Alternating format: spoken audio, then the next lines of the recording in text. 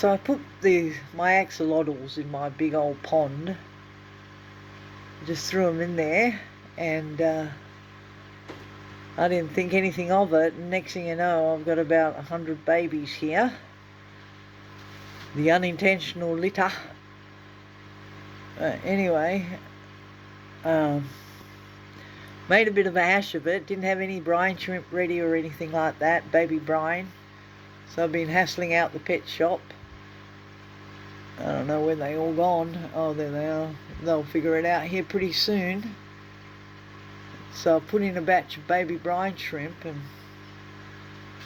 hopefully they can start to see them and get themselves fed here. Don't know what I'm going to do with all these guys, but that's life in the making. And so you can only see a couple of them, but believe me, there's more than a couple in there. I just gave them a few spots to hide. I was expecting a bit of a feeding frenzy, but no one seems to know they're in there just yet. I'll figure it out soon enough. Most of them on the ground. I only see a couple lying around. That guy in the left-hand corner zooming around. I think he was the firstborn, looks like anyway. I just put in a whole heap of the brine shrimp from the fish shop, and I've got my own culture rocking and rolling. And then I'm also doing microworms, because microworms seem to be small enough for these guys to eat. And so, and I noticed I also actually even got one white one. So I had to do a quick tank setup, and so I pulled out half the pond water and half of new water and put them in there so as not to shock them.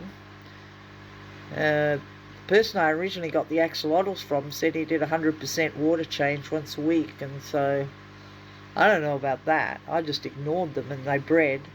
I went to clean out the pond and scrape off all the algae, and these giant eggs were sitting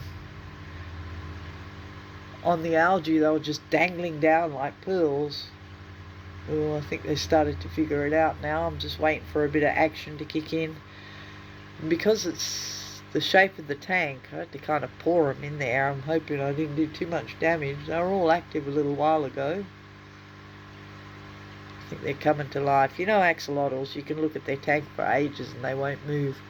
But they are an interesting pet in that, you know, once someone bites one of their limbs off, it grows back. Oh, there's Whitey Bulger. He's there in the back corner to the right of the plant.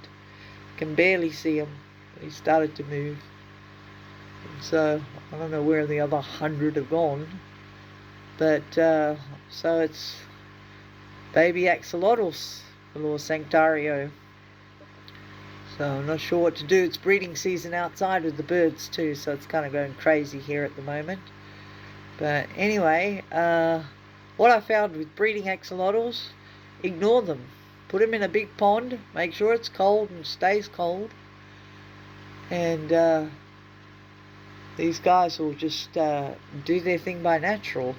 I think it's when we overdo it as people, as breeders, that you know, the fish have difficulty with breeding, because I mean, who's going to go in and clean a giant lake? Who's going to go in and wipe all the algae off? No one.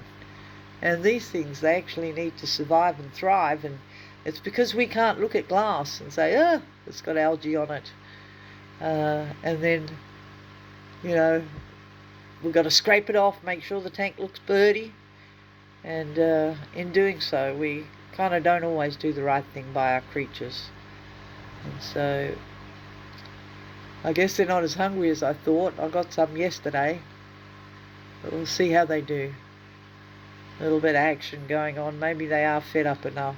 I threw in some mozzies as an emergency measure, but the mozzies were too big for the axo's mouth, so I had to pull them all out and give them to my betas.